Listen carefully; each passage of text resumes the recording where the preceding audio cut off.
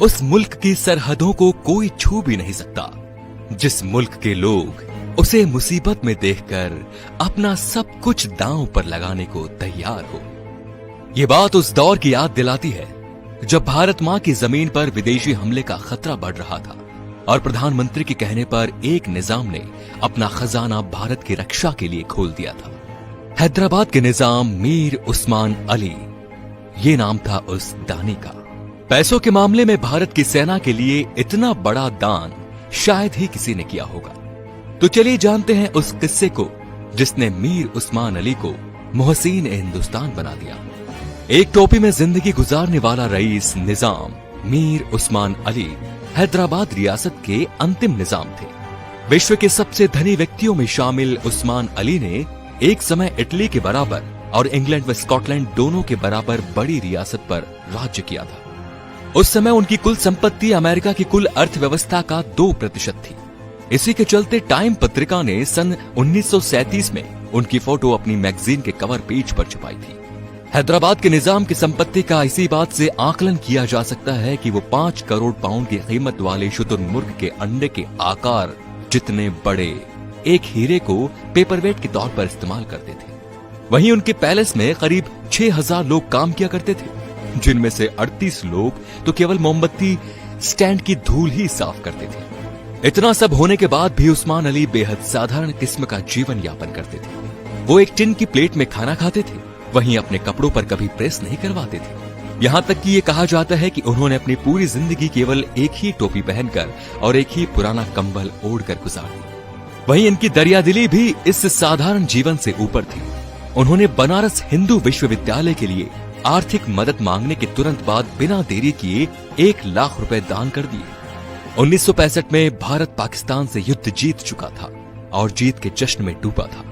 भारतीय इस जीत का जश्न अभी ठीक से मना ही नहीं पाए थे कि उनके सामने दूसरा खतरा चीन के रूप में खड़ा हो गया। तिब्बत को आजाद कराने के लिए चीन ने भारत को दादागिरी दिखानी शुरू कर दी और युद्ध की धमकी दे डाली।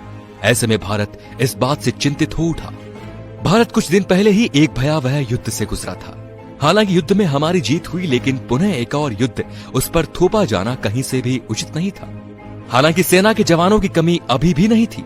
देश के युवा बड़ी संख्या में सेना में शामिल होने के लिए तैयार थे, लेकिन असली समस्या थी सेना के लाव लश्कर, साजो सामान और असलाह गोला बारूद की। चूंकि चीन की सेना पूरी तरह से युद्ध के लिए तैयार थी और यहाँ सैनिकों के हाथ खाली थे, वहीं देश विभाजन का दर्द झेल रहा था और पाकिस्तान से युद्ध के चलते भारत सरकार के पास धन की कमी भी थी। ऐसे में तत्कालीन प्रधानमंत्री लाल बहादुर शास्त्री ने सेना की मदद के लिए भारतीय रक्षा कोष की स्थापना की। शास्त्री जी ने लोगों से सेना के लिए दान करने की अपील की। इस अपील ने लोगों को देश भावना से ओतप्रोत कर दिया और वो देश सेवा के लिए टूट पड़े। आम नागरिक जो हो सकता था दान करने में जुट गए। जिसके पास पैसा नहीं था वो कपड़े और भोजन दान कर रहा था। यहाँ तक कि लोग रक्तदान करने तक उमड़ पड़े ताकि सैनिकों के इलाज में मदद मिल सके, लेकिन ये काफी नहीं था। प्रधानमंत्री लाल बहादुर शास्त्री ने रेडियो द्वारा लोगों और राज्य रजवाड़ों से देश के लिए मदद मांगी। पीएम के इस आह्वान को हैदराबाद में बैठे निजाम भी सुन रहे थे, लिहाजा उन्होंने इस मामले में मदद का मन बनाया और शास्त्री जी को दिल्ली से हैदराबाद आने का निमंत्रण भेज दिया।